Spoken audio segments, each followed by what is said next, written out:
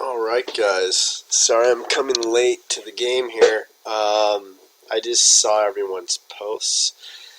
I just looked at Josh, your video. Sorry to hear you got food poisoning. That really sucks. Um, it's happened to me as well. It's not a fun thing.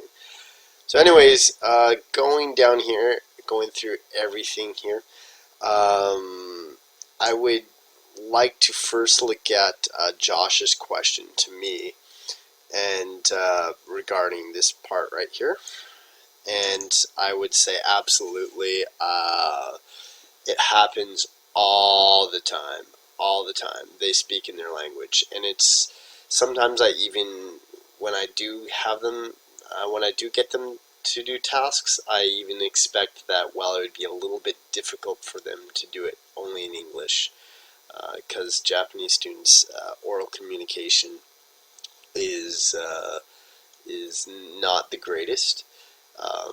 So yes, to answer that question, yes, they do use. They pretty much, I would say, 90% of the time they're using Japanese. And then when we come back as a class together and we discuss our findings from the tasks, that's when they use more English. So that is an issue that I would totally 100% agree with there, that you also have in your classes as well. Now, regarding, I'll be answering the main part, the main question that our professor posted here towards the end of my post, my video post. I'm going to try not to make this too long, but I have a feeling it will be.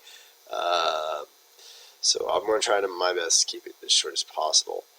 Um, so let's look here. Uh, Now, one thing Josh mentioned in his video post is students being apprehensive in the Asian context to communicate orally, and this is a huge thing in Japan.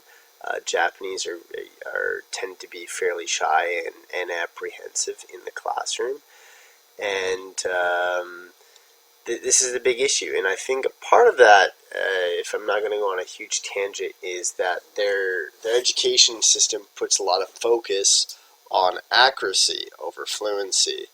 Um, and that's just in general. I'm not just talking about English.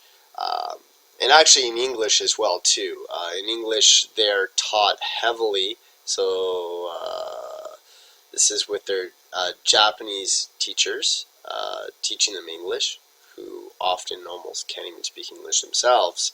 They often focus on sentence structure and grammar and vocabulary words. And this is why, like, for example, one of my students, a business student of mine, he did 3 years of junior high, 3 years of senior high, and 4 years of university studying English. So that's a total of 10 years. And I was interviewing him about this, and he had literally no opportunities um, to speak English. He said it's pretty much it's pretty much predominantly just reading and writing, and that's why they suffer greatly regarding that. So I think task-based learning would be a great fit. I enjoyed reading the article, this week's article, which was based in the context of Japan. So I would say that ironically, and I think Michelle was posting this right here, and I agree with this, but ironically, how they teach English in Japan is there's more focus on accuracy than fluency. But at the school I work for, is we try to focus more on fluency over accuracy. So I completely see that point there. In the EFL setting, it should be about transmitting meaning, because it just serves the chances of you using um, English in an EFL setting with high level of accuracy is fairly low. in the EFL setting, it's mostly focusing on BICS, basic communication, interpersonal communication skills, right? There's very few individuals that are looking at the higher level CAP, which would be focused more, CAPs, which should be focused more on accuracy. Now, those are the very small minority in Japan for students studying English. So Michelle, I agree with this point. Well said. And I do definitely understand where you were talking about in one of your posts. You were talking about how beginners tend to focus more on accuracy, and intermediates more on fluency, and then it goes back to accuracy for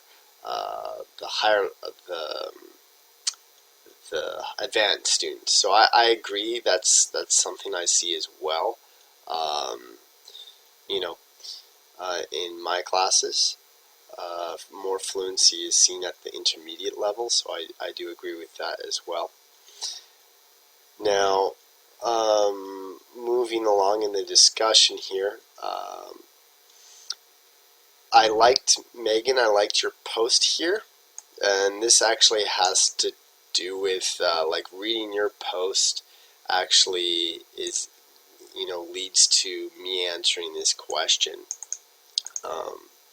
So you were essentially saying that it depends on the task. It depends on how the task is written and whether the task uses some specific language that was found in the chapter or in the unit, and whether it's used accurately or not.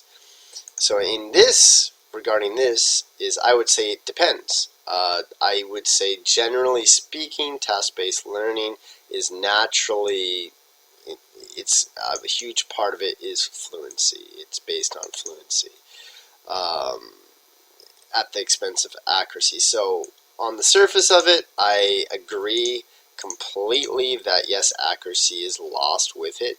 It definitely favors fluency. But there are tasks that you can make that have accuracy as well. Of course, fluency predominates more of the task. Actually, for task 8, this is what I did. I'm not going to go into the full thing there. But I just wanted to show you actually what the task is. Maybe I could zoom in here if give you guys a better, you could read better. And this is actually the task in one of the textbooks I use for business class I do. And I'm not going to read it. You could read it yourself, and you could actually tell me, is this a task or is this basically a situational learning? Which actually, Michelle, you posed that in the blog, in the discussion as well.